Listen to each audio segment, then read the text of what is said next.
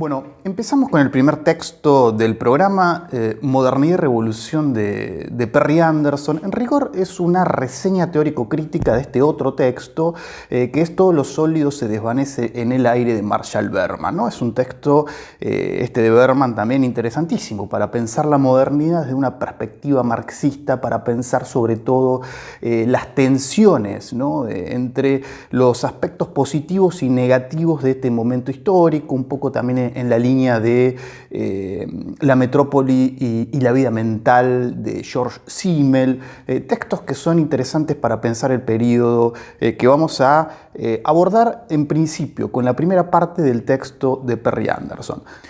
Lo que vamos a hacer es, vamos a arrancar un poco siguiendo esa guía de lectura muy básica que yo les dejé ahí en Pedco, que básicamente se centra en las 3 primeras páginas, en la diferenciación que hace Perry Anderson entre modernidad, modernización y modernismo, ¿no? Son conceptos asociados, pero que tienen sus propias particularidades y que están ubicados incluso en distintos lugares de la línea histórica, ¿no? Entonces, y luego vamos a hacer un recorrido por otros pasajes del texto que van más allá de esa guía muy esquemática que yo les dejé. De todas maneras, lo que vamos a hacer, no vamos a hacer un resumen o nosotros una reseña a su vez teórico-crítica del texto de Anderson, sino lo que vamos a hacer es hacer recortes críticos, ¿no? ¿Esto qué significa? Hacer recortes que nos sirvan para pensar un poco los problemas que están planteados en la unidad, y por extensión en el programa.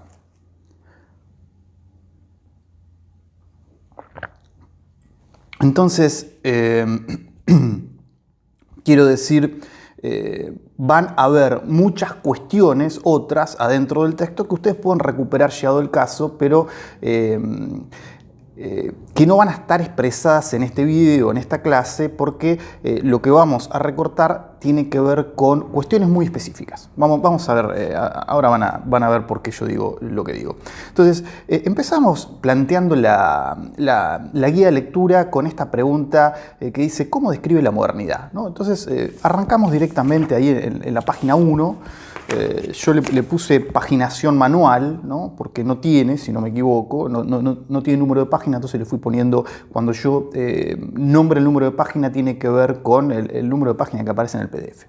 Entonces, básicamente la modernidad aparece como una experiencia vital. Vamos a ver qué es lo que dice Anderson. En realidad, qué es lo que dice Berman, porque aparece recuperado por Anderson. Dice: existe un modo de experiencia vital, la experiencia del tiempo y el espacio, de uno mismo y de los demás, de las posibilidades y peligros de la vida. Bueno, a eso se le llama modernidad. Dice, ser moderno es encontrarse en un ambiente que promete aventuras, poder, alegría, desarrollo, transformación de uno mismo y del mundo, y que al mismo tiempo amenaza con destruir todo lo que tenemos, ¿no?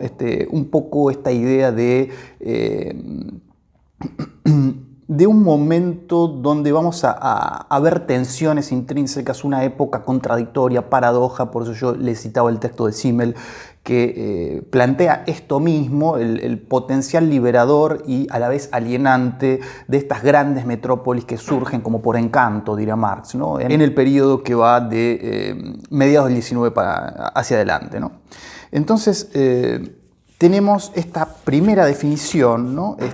La modernidad como una experiencia vital ligada a la modernización socioeconómica, y acá va a aparecer el segundo concepto, que es el de modernización, justamente, que yo lo ubico en la página 2.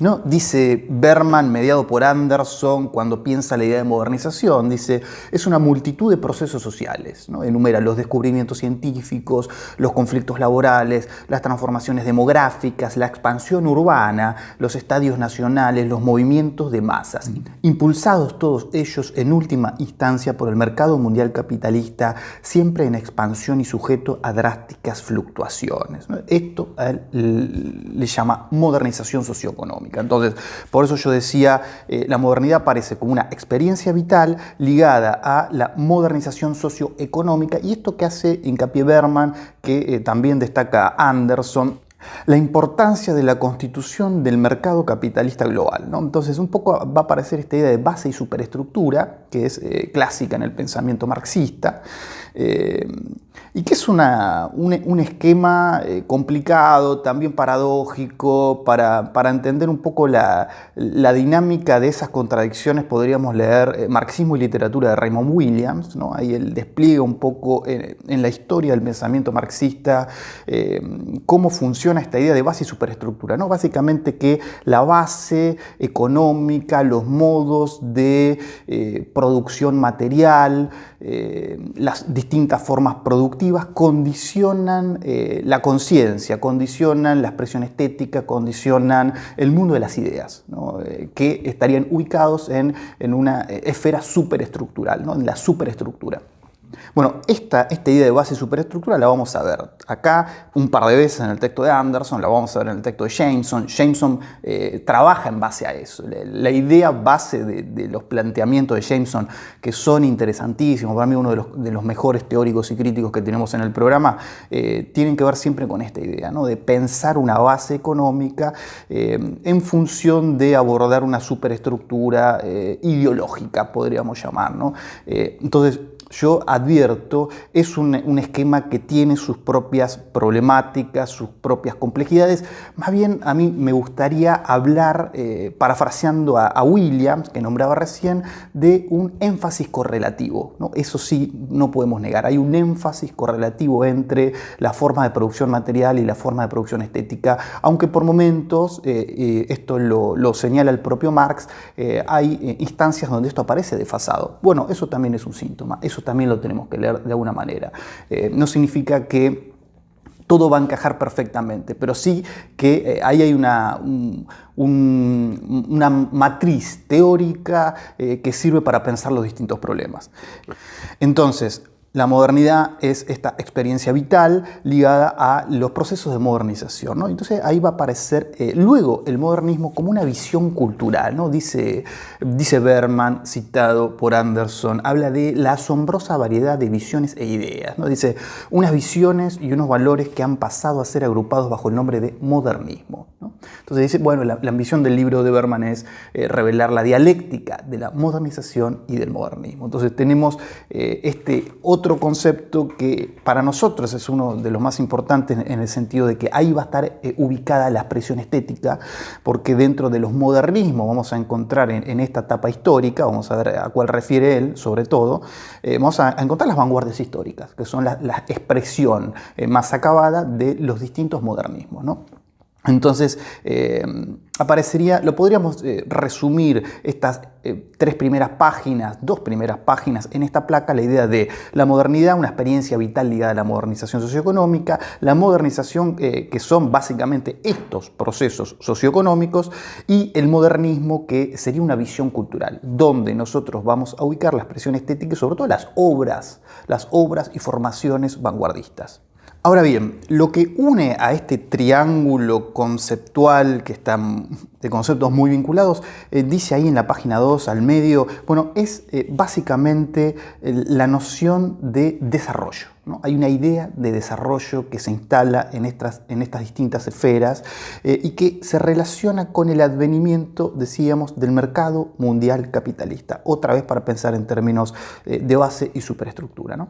Entonces, la idea sería abordar cómo el desarrollo de un mercado mundial que se origina en este momento histórico, ahora vamos a hacer recorte, digo porque también hay una problemática con respecto a dónde establecer el corte, tiene efectos en la subjetividad, ¿no? Entonces aparece, dice él nuevamente, estas tensiones dramáticas entre las transformaciones objetivas de la sociedad, las transformaciones objetivas, lo que podríamos llamar las transformaciones materiales, ¿no? Entonces estos procesos socioeconómicos de modernización efectivamente van a producir un nuevo sujeto al calor de un nuevo contexto urbano, y la tensión entre estas transformaciones objetivas y las transformaciones subjetivas de la vida. Justamente, este nuevo sujeto tiene una nueva forma de percibir el mundo, ¿no? Es un gran momento histórico porque es el primer momento donde estos procesos de modernizaciones adquieren una aceleración vertiginosa, vertiginosa. Luego eso se va a ir acrecentando, ¿no? Hay distintas posiciones, distintas lecturas que podríamos hacer en función de... hay una cuenta que se hace en términos de ver cada cuánto periodo la humanidad duplica el acervo cultural y de conocimiento que tiene sobre sí misma. Bueno, eso se ha ido achicando, si viéramos esa curva, ¿no? Un poco pandémica, a niveles que asustan realmente. Eso no puede no tener un efecto en estos órdenes que está planteando Anderson. Bueno, ¿en qué consta la visión del modernismo? Dice, aclara un poco ahí en la página 3 arriba, dice, esta atmósfera, escribe Berman, ¿no? De agitación y turbulencia, de vértigo y embriaguez psíquica, de expansión de las posibilidades experimentales y de destrucción de las fronteras morales y de lazos personales, de autoensanchamiento y autodescomposición, fantasmas de la calle del alma, es la atmósfera en la que nace la sensibilidad moderna. El texto de Berman es también interesante porque aúna esta retórica dura, teórica, con ciertas fulguraciones poéticas, ¿no? Ahí fantasmas de la calle del alma. Bueno, entonces, ¿cuándo estaría ubicado este corte? Decía yo, bueno, Anderson nos lleva al 1500 porque es el momento donde empieza de manera incipiente a presentarse, a plantearse y a efectuarse la idea de un mercado global, de un mercado mundial. Pero, dice él, el momento donde estos procesos adquieren una densidad particular que nos sirve para pensar el presente es el siglo XIX, ¿no? Entonces yo por eso en la presentación yo hacía el corte ahí en el siglo XIX y en las notas a la unidad 0 que ustedes tienen arriba del todo también. Ahí tienen, básicamente esas notas están en función de pensar una periodización histórica, ¿no? Entonces van a ver que este concepto de cambio, de desarrollo, sobre todo la idea de cambio, de que estamos cambiando hacia una nueva etapa, que es muy propia de la época moderna, se va a volver a dar sobre fines del siglo XX y entonces la idea es pensar en términos de una dialéctica de continuidad y ruptura, ¿no? Es decir, vuelve a aparecer la idea de cambio, eso vincula el presente con el siglo XIX y la etapa moderna, pero al mismo tiempo lo separa, porque justamente la idea es de cambio, ¿no? Hay como un momento contradictorio que nos sirve para pensar en toda su complejidad una línea histórica, básicamente, ¿no? Digo, es el siglo XIX el momento donde sobre todo aparece esta idea de un momento de tensiones, ¿no? Donde, dice él, aparecen dos caras de las contradicciones sin precedentes del mundo material y espiritual, sin convertir jamás estas actitudes en antítesis estáticas o inmutables. El siglo XIX es el momento donde podemos pensar dos caras, lo cual nos va a llevar a un momento fundamental del texto, que yo quiero pensar particularmente, que tiene que ver ahí en la página 3 abajo, con esta polarización del pensamiento moderno, ¿no? Dice Anderson. Entonces, él ubica ahí dos grandes posiciones, ¿no? Él habla de visiones de desesperación cultural y las visiones de los apologistas incondicionales, ¿no? En términos de Umberto Eco podríamos llamar apocalípticos e integrados. Es decir, aquellas posiciones críticas, en principio, con respecto a lo que el avance modernizador, y todavía no apareció una palabra clave, que la vamos a ver más adelante, yo la adelanto, el avance tecnológico sobre todo. Bueno, ahora aparece inmediatamente. Entonces decía, posiciones con respecto al avance tecnológico, aquellos que la ven de manera crítica y aquellos que la ven de manera afirmativa, ¿no? La ven como una posibilidad de vida, una posibilidad de autodesarrollo ilimitado. Estas dos posiciones, la idea de que el avance tecnológico despierta esta posición ambivalente, bifronte, es importante para leer en términos políticos un corpus mediático del presente, ¿no? Por eso digo que esta faceta de la modernidad y específicamente del siglo XIX es importante para pensar el corpus contemporáneo, que es el corpus que nosotros tenemos al interior del programa. Yo decía, son sobre todo visiones ancladas en la problemática del avance tecnológico, ¿no? Dice, aclara ahí Anderson, lo que estos dos enfoques tienen en común es una identificación simplista de la modernidad con la propia tecnología. Esto es un problema, pero también es un dato. Entonces, la cuestión tecnológica adquiere un espesor particular porque es lo que en principio deslumbra, fascina o asusta también, ¿no? Entonces, lo que él está haciendo la crítica es, bueno, ante semejante poder de las tecnologías incipientes, lo que se pierde un poco de vista son justamente los procesos productivos que hay de fondo. Bueno, nosotros lo que tenemos que hacer es hacer énfasis en estos procesos que son evidentemente tecnológicos, tratando siempre de reponer el contexto de enunciación, podríamos decir, en el cual estas tecnologías están funcionando. Bueno, hasta acá sería la guía de lectura, ¿no? Esa guía muy básica, muy esquemática, muy escueta. Luego el texto sigue. Nosotros vamos a hacer un pequeño planteamiento, unos pequeños recortes con respecto a otros momentos. En la página 4 está esta propuesta crítica de ir a los modernismos del siglo XIX para entenderlos del siglo XXI. Este momento es importantísimo para pensar la temporalización que planteamos en el programa, para pensar esas notas a la unidad cero que yo les recomiendo que lean. Ahí está planteado una periodización justamente que tiene que ver con este primer corte de la modernidad entendido en estos términos, de mediados del siglo XIX hacia comienzos del XX, casi hasta el final de la Segunda Guerra Mundial, ¿no? Luego un corte en la década del 60, donde aparecen las tecnologías sociales, ¿no? Las tecnologías mediáticas, la televisión sobre todo, y luego el fin del siglo XX y comienzo del XXI con lo que sería la revolución digital, básicamente. Esos son tres momentos de quiebre tecnológico que permiten pensar en un trazado dialéctico, decíamos, ¿no? De continuidad y ruptura, ¿no? Muchos procedimientos se actualizan en el contexto presente y que vienen de las experimentaciones, sobre todo de las vanguardias históricas. Ahora lo vamos a ver, está nombrado en el texto de Anderson.